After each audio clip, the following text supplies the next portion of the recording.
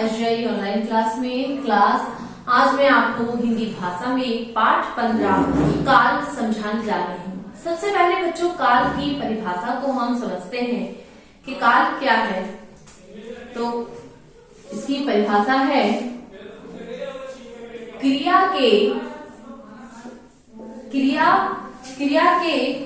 या क्रिया शब्दों के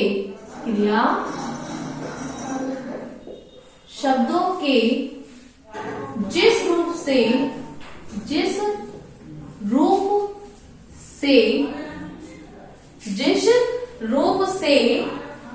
किसी कार्य के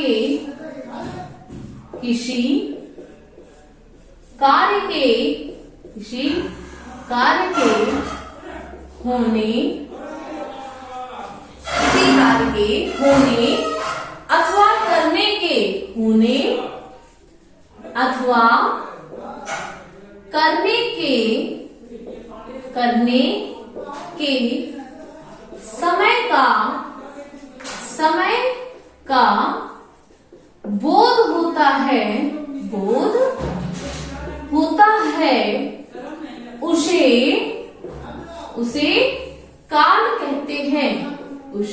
काल कहते हैं। ठीक है बच्चों, क्या परिभाषा हुई काल की? कि क्रिया शब्दों के जिस रूप से किसी कार्य के होने अथवा करने के समय का बोध होता है उसे काल कहते हैं। काल के भेद। तो बच्चों काल के भेद, काल के कितने भेद होते हैं? काल के 3 भेद होते हैं। कौन कौन से हैं? काल के 3 भेद हैं। सबसे पहला हुआ आपका वर्तमान काल, इसके बाद दूसरा भूतकाल, वर्तमान काल, दूसरा भूतकाल और तीसरा हुआ भविष्यत काल।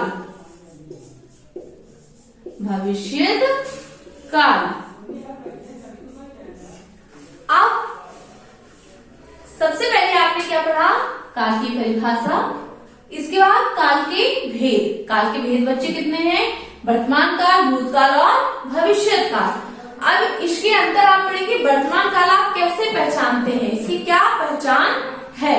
तो सबसे पहले बच्चों हम पढ़ेंगे वर्तमान काल। तो वर्तमान काल की परिभाषा होगी कि जिन वाक्यों से या जिन क्रिया शब्दों से कार्य के वर्तमान में होने का बोध होता है। वर्तमान काल में क्या है? जिन क्रिया शब्दों से कार्य के वर्तमान में होने का पता चलता है उसे हम क्या कहते हैं? वर्तमान काल कहते हैं। दूसरा भूतकाल में क्या है? क्रिया के जिन शब्दों से हमें कार्य के बीते हुए समय का बोध होता है उसे हम भूतकाल कहते हैं। और भविष्यत काल में क्या है?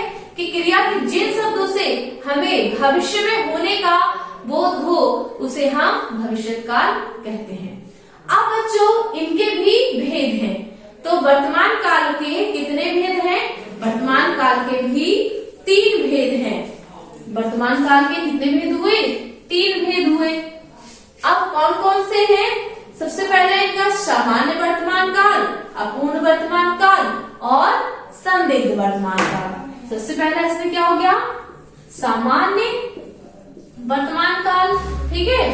दूसरा अपूर्ण वर्तमान काल और तीसरा संदिग्ध वर्तमान काल। तो ये तीनों जो काल है बच्चों किसके हैं भेद? वर्तमान काल के ही हैं। सामान्य वर्तमान काल, अपूर्ण वर्तमान काल और संदिग्ध वर्तमान काल। तो आइए बच्चों सबसे पहले समझिए हम लोग सामान्य वर्तमान काल में क्या आता है।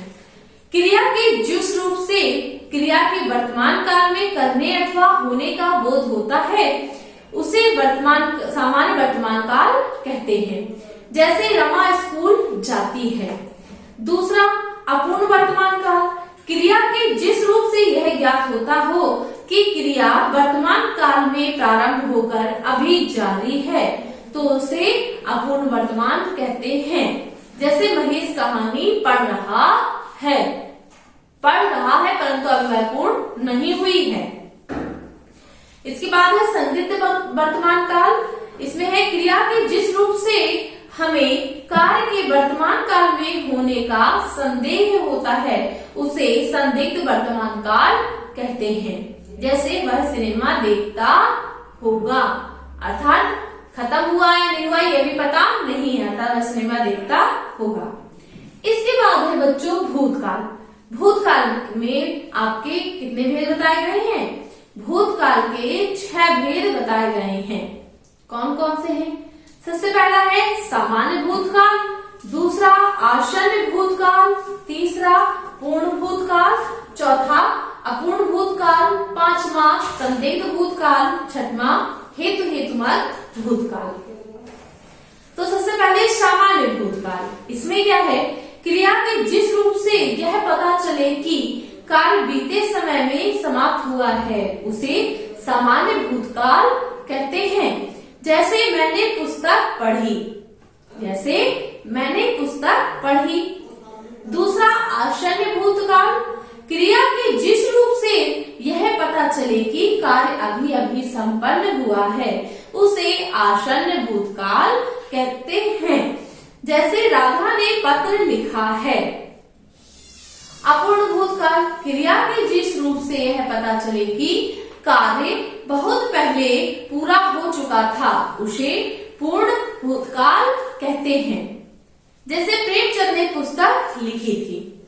इसके बाद अपूर्ण भूतकाल, क्रिया के जिस रूप से क्रिया का भूतकाल में होना तो जाना जाए लेकिन पूर्ण होने का ज्ञान ना हो उसे अपूर्ण भूतकाल कहते हैं। जैसे विद्यार्थी खेल रहे थे।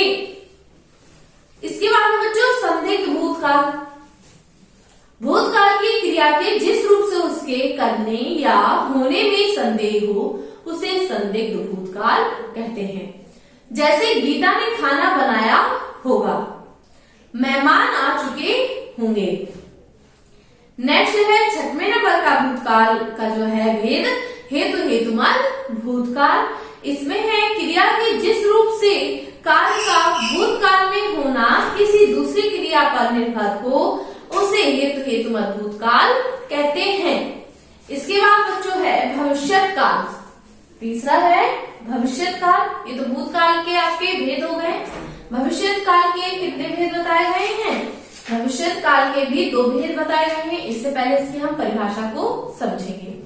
सबसे पहले क्रिया के जिस रूप से किसी कार्य का आने वाले समय में पूर्ण होना ज्ञात हो उसे भविष्यत काल कहते हैं। जैसे मैं विदेश जाऊंगा, ठीक है। इसके बाद बच्चों इसके भविष्यत काल के 2 भेद हैं, एक सामान्य भविष्य काल और दूसरा संभावित भविष्यत काल। सबसे पहले सामान्य भविष्य काल। क्रिया का वह रूप जिससे कार्य के भविष्य में होने का बोध हो उसे सामान्य भविष्यत काल कहते हैं। जैसे गोविंद मंदिर जाएगा। इसके बाद संभाव्य भविष्यत काल में क्रिया के जिस रूप से किसी कार्य के भविष्य में किए जाने की केवल संभावना हो उसे संभाव्य भविष्यत काल कहते हैं। जैसे शायद आज प्रधानमंत्री मेरठ आए। दूसरा शायद लता मंगेशकर समारोह में गीत गाएं। तो बच्चों इस प्रकार से आज इस चैप्टर में काल की परिभाषा, काल के भेद व उन भेदों के अंतर्गत जो भेद पाए जाते हैं वो आपने पढ़े व समझे। तो बच्चों आज के लिए इतना काफी है। इसके आगे मैं नेक्स्ट क्लास में समझाऊंगी। बच्चों आप सभी का दिन मंगलमय हो।